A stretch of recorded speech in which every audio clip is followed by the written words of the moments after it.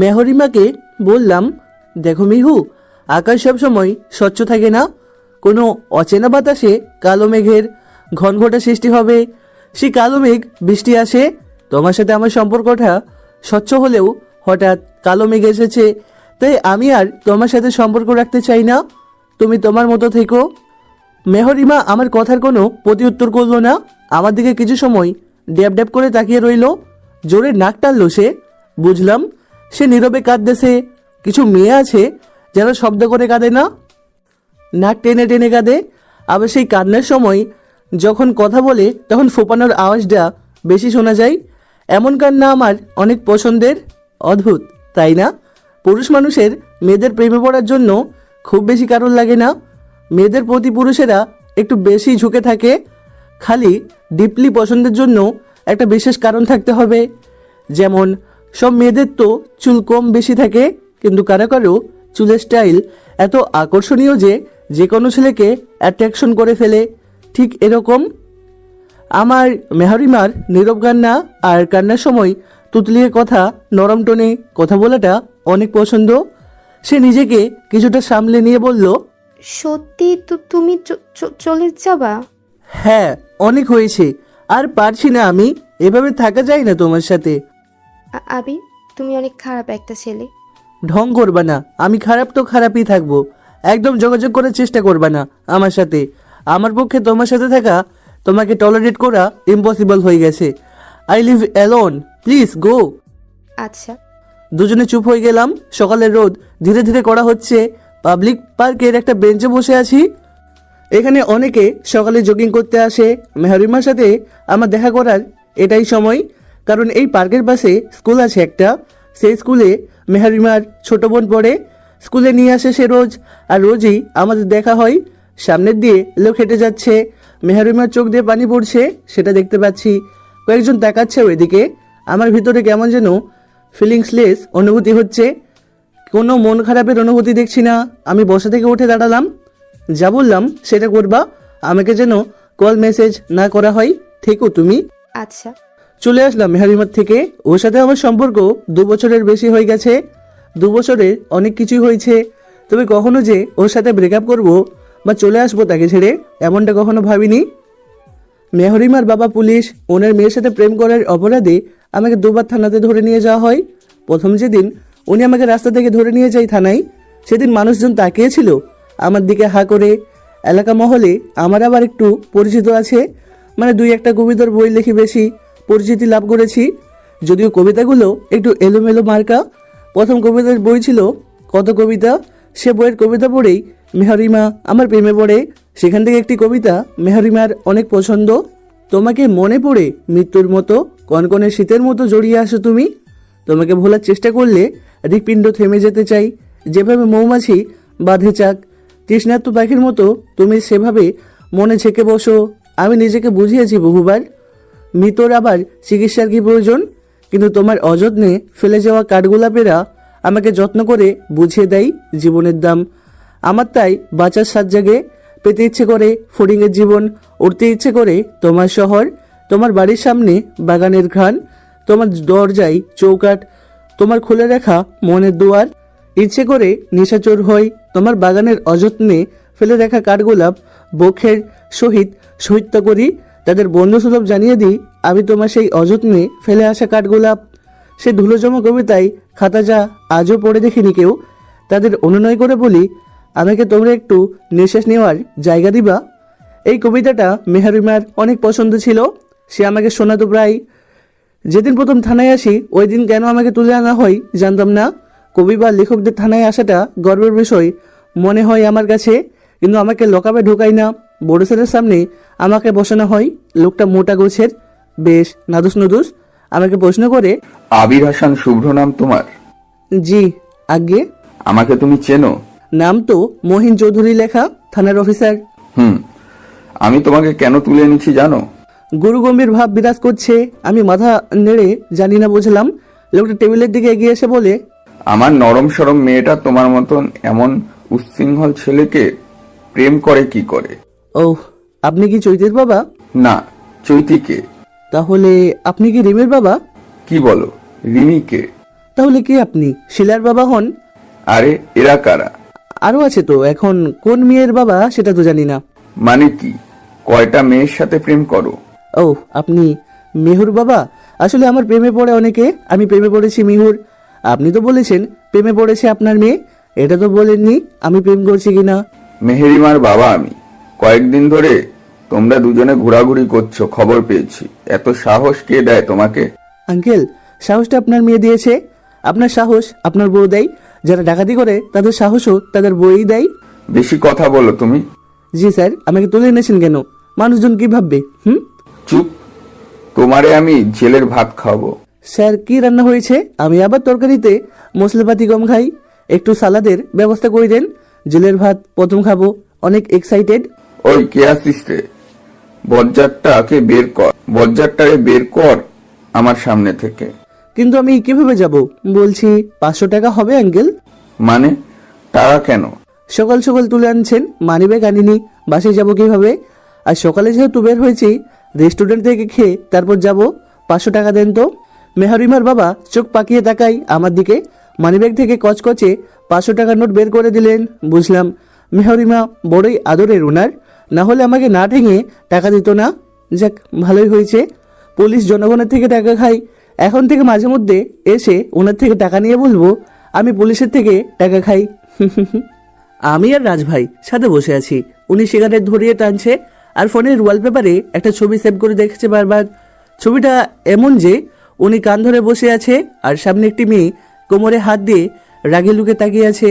তার মানে রাজভাই, সরি বলছে সেই মেয়েকে। কৌতূহলী হয়ে প্রশ্ন করলাম, ভাই মেয়েটা কি আমাদের ভাবি নাকি? কোন মেয়ে? ওই যে যার সামনে কান ধরে বসে আছেন। ওর নাম আফসানা। অনেক ভালোবাসেন? বোকার মতো প্রশ্ন করিস কেন? ভালোবাসি তো। তাই বলে কান ধরে বসে সরি বলতে হবে? প্রিয় মানুষের জন্য সব করা যায়, সেটা অনেক সহজ আর ভালোবাসার বিষয়। তাই বলে সবার সামনে নিজেকে ছোট মনে হয়নি? না, কেন ছোট মনে হবে? বরং আমার বেশ ভালোই লাগছিল। ও যে রাগের আড়ালে মুচকি হাসছিল, সেটা অনুধাবন করতে পেরেছিলাম। ছোট ছোট বিষয় নিয়ে ঝগড়া করো? হ্যাঁ, সব রকম বিষয় নিয়ে ঝগড়া হয়। জানিস, ওর বাড়ির সামনে গিয়ে কানে ধরেও দাঁড়িয়েছিলাম। ধুর, এসব কেউ করে? শোন গাধা, তুই তো মেয়েরিমাকে ভালোবাসিস, এত এত লেখালেখি করিস, তুই তো দেখি ভালোবাসার কিছুই জানিস না। ভালোবাসার লং টাইম রাগ চলে না। ঝগড়া হলো আজকে এই ঝামেলাটা ঠিক করে দিতে না পারলে সে সম্পর্ক মধুর হয় না। আর প্রিয় মানুষের সামনে নিজেকে বড় ভাবার কিচ্ছু নেই। সবার সামনে অ্যাটিটিউড দেখালেও প্রিয় মানুষের সামনে সেটা আসে না। তার সামনে কান ধরে উঠবোস করাও ভালোবাসার প্রমাণ করে। নিজেকে ছোট নয়, এটা মনের ভালোবাসা, বুঝলি? থাক, অনেক রাত হলো। 7 দিন হয়েছে মেহরিমার সাথে আমার কোনো যোগাযোগ নেই। আমি ঠিকমতো কবিতা লিখতে পারছি না, কবিতায় প্রেম আসছে না। ধুর, কি যে হলো আমার। ওর সাথে ব্রেকআপের কারণটা কি ছোট নাকি বড় সেটা খুঁজে চলেছি। এসব কি খোঁজা উচিত? কারণ খুঁজে কি হবে? ধুর, আসলে আপনাদের বলি কি হয়েছিল। মেহরিমার হঠাৎ 7 জাগে বিড়াল পুষবে, পার্সিয়ান বিড়াল। আমি ওকে না করে দিই, তারপরও সে জোর করে বিড়াল বাসায় আনে। বিড়াল আনছে ভালো কথা, সাদা রঙের কিউট বিড়াল। আমার এসব ভয় করে ধরতে। যখনই ফোন দিতাম মেহরিমাকে, 3-4 বার বেরিয়ে যেত, সে রিসিভ করতো না। ঘন্টাখানিক পর এসে কল করতো, আমি রেখে ধরতাম না, শেষে ধরতাম। তোমাকে আমি ফোন করেছিলাম, ধরনি কেন? বিড়ালের সাথে একটু খেলছিলাম। ওই জানো কুতুপুতু আজকে কি করেছে?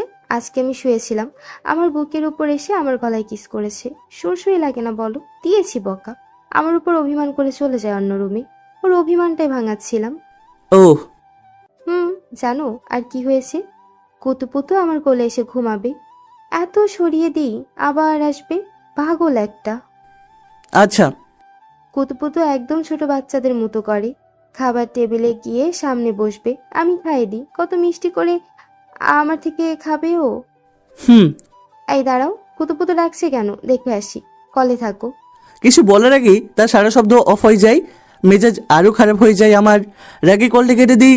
রিলেশনের 1.5 বছর পর ও পুষেছে বিড়াল। ভাই, আরও তো কথা থাকে নাকি? রাগে কল কাটার পর ভেবেছিলাম 2 মিনিট পর আবার আসবে সে।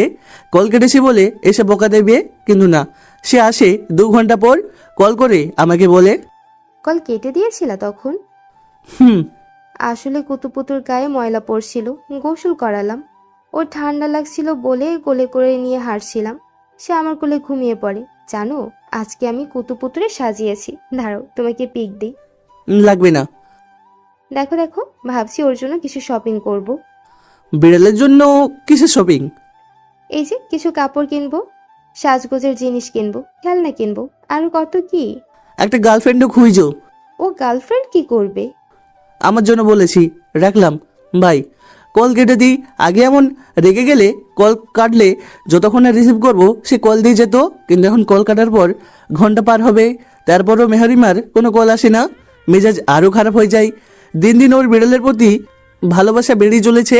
রেগে থাকবো, সে ওটাকে পাত্তা না দিয়ে বিড়ালের গল্প করবে, এমনভাবে কথা বলবে যেন সারাদিন ওর সাথে কথা হয়েছে কিনা, রেগে আছে কিনা, সেসবের কোনো পাত্তাই নেই। 3 মাস এভাবে চলে, অনেক সহ্য করেছি। দেখা হলো মেহরিমা তার বিড়ালকে নিয়ে আসতো, আর আমার সাথে কথা বলতে কম, বিড়ালের দিকে খেয়াল রাখতো বেশি। এই তো সেদিন হাত কেটেছে আমার, সেটার নজর নেই।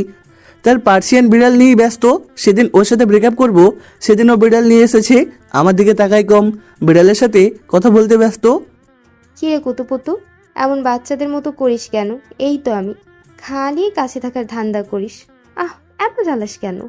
মেহরিমার বিড়ালের সাথে এমন কথা শুনে নিজেকে আর ঠিক রাখতে পারিনি, তাই সেদিন ব্রেকআপ করে দিয়েছিলাম। আজ 15 দিন হলো মেহরিমার সাথে কোনো কথা নেই, হবেই বা কী করে।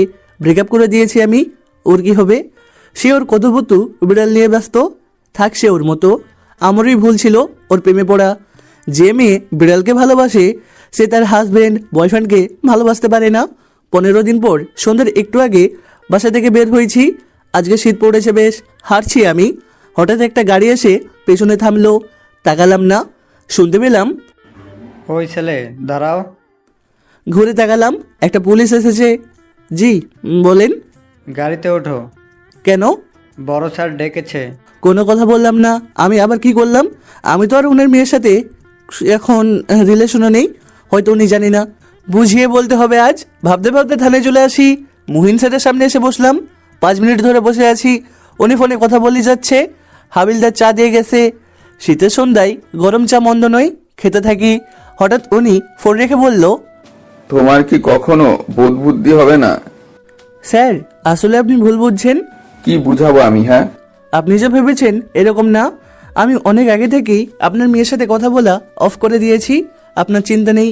আমি এমনিতেও কখনো আপনার মেয়ের সাথে আর কথা বলতাম না। আমাকে থানায় এনে বোঝানোর দরকার নেই, আমি যাই স্যার। দাঁড়াও, বেশি বুঝো তুমি, চলো আমার সাথে। কোথায়? আমার প্রশ্নের জবাব দিলেন না উনি। আমার হাত ধরে বাইরে আনলেন, ওনার গাড়িতে উঠালেন। কোথায় যাচ্ছে আমি জানি না, তবে কিছু সময় পর একটা বাড়ির সামনে এসে থামলাম।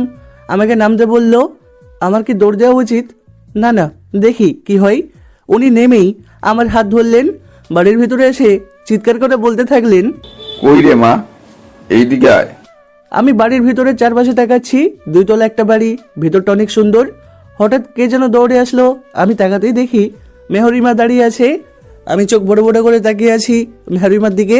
আগের থেকে কিছুটা শুকিয়ে গেছে মেয়েটা, চোখের নিচে কালো দাগ ভাব, চোখ মুখ শুকিয়ে গেছে যেন। চুপচাপ দাঁড়িয়ে আছে মেহরিমা। আমি একবার মুহিন স্যারের দিকে আর একবার মেহরিমার দিকে তাকাচ্ছি। হঠাৎ স্যার বললেন, নে তোর গিফট। এখন থেকে আর রাতে কাঁদবি না, ঠিক মতন খাওয়া দাওয়া করবি, বাচ্চাদের মতন করবি না। আমি দেখি কাজী ডেকে আনি। মানে? মানে আজকেই তোমার সাথে মাহিমার বিয়ে হবে, বুঝেছো? কিন্তু স্যার আমি মানে মেহরিমা, সম্ভব না বিয়ে। কেন সম্ভব না? চুপ হয়ে গেলাম। মেহরিমার দিকে তাকালাম আমি, ফেলফেল করে তাকিয়ে আছে, চোখ বেয়ে পানি পড়ছে ওর। মুহিন স্যার রেগে আসেন। আমি বললাম, সত্যি বলতে আমি মিহুকে অনেক ভালোবাসি, কিন্তু আমি ওর প্রতি বিরক্ত। সে আমাকে আর ভালোবাসে না, সে তার বিড়ালকে বেশি ভালোবাসে। আমাকে সে বুঝতে চাই না। যতবার আমি রাগ ভালোবাসা বোঝাতে গিয়েছি ততবারই সে এড়িয়ে তার বিড়ালের কথা বলবে। একটা মানুষ তো সারাদিন ফোনে কথা বলতে পারে না, তাই না? যখনই সুযোগ হবে ঠিকমতো কথা বলবে। আর তখন কেমন কথা হবে? দুজন দুজনকে ভালোবাসাময় কথা হবেই। কিন্তু আমাদের মধ্যে হতো বিড়াল নিয়ে গল্প। যদি 1 ঘন্টা কথা হতো, 50 মিনিট থাকতো ওর কতুপুতু বিড়ালের গল্প। এভাবে আমি টলারেট করতে পারছিলাম না। যেখানে বিয়ের আগে সে বিড়ালের জন্য আমাকে অ্যাভয়েড করতে পারে, বিয়ের পর না জানি কি করবে। সরি স্যার, মাফ করে দিবেন। আমার পক্ষে আমাকে রেখে অন্য কিছু আমার প্রিয় মানুষ ভালোবাসুক তা আমার পছন্দ না। বিড়াল হোক বা পাখি বা অন্য যে কোনো কিছু, আমাকে আগে প্রাধান্য দিতে হবে, তারপর ওসবকে আমি বুঝতে বারণ করব না, তবে আমাকে সব কিছুর ঊর্ধ্বে রাখতে হবে। কথাগুলো বলে চলে আসার জন্য পা বাড়াই, ঠিক তখনই পেছন থেকে মেহরিমা বলে ওঠে, আবির, আমি বিড়াল পোষা ছেড়ে দিয়েছি। আমি বুঝতে পারি ওটার জন্যই তুমি আমার থেকে দূরে চলে গিয়েছো। আমার তোমাকে লাগবে আবির, কান ধরছি দেখো, আর হবে না এমন। বিড়াল পারবো না কখনো, পুষলেও তোমার অনুমতি নিয়েই পুষবো আর তোমাকে গুরুত্ব দিব। আমি ঘুরে তাকাই, মেহরিমা দৌড়ে আসে আমার কাছে। আমি মেহরিমাকে জড়িয়ে ধরি, সে আমার বুকে মাথা রেখে কান্না করে দেয়। কয়েক সেকেন্ড পর মুহিন সাহেব বলে, তাহলে এবার কাজী কি ডাকতে পারি? আমি মিহুকে ছেড়ে বললাম, আমার মা বাবা ছাড়া কি করে বিয়ে করব নাকি? উনি আবার ডাকলেন। কই আপনারা? দেখি আমার মা বাবাও বের হয়ে আসলেন। তার মানে সবকিছুই রেডি ছিল। কাজী সাহেবের বিয়ের কাজ প্রায় শেষ করলেন। কবুল বলতে বলে মেহরিমাকে আমার হাত ধরে বলে, আবির, আবির, আমাকে একটা বিড়াল পুষতে দিবা? দিব। একটা না, দুটো পুষতে দিবা, ওকে? আচ্ছা দিব। তুমি যখন ব্যস্ত থাকবা তখন আমি বিড়ালদের সাথে খেলবো। হাই রে, আগে কবুলটা তো বল মা, তারপর না হয় বিড়ালের গল্প করিস। ধুর, বিয়েই করবো না। এই না না, কবুল বলছি তো। সবাই হেসে উঠল, আমিও হাসলাম। তারপর আর কিছু নেই, এবার ভাগেন সবাই। তো বন্ধুরা, গল্পটা এখানেই শেষ। আবারও দেখা হবে নতুন কোনো গল্পে। ততদিন সবাই ভালো থাকবেন, সুস্থ থাকবেন। আল্লাহ হাফেজ।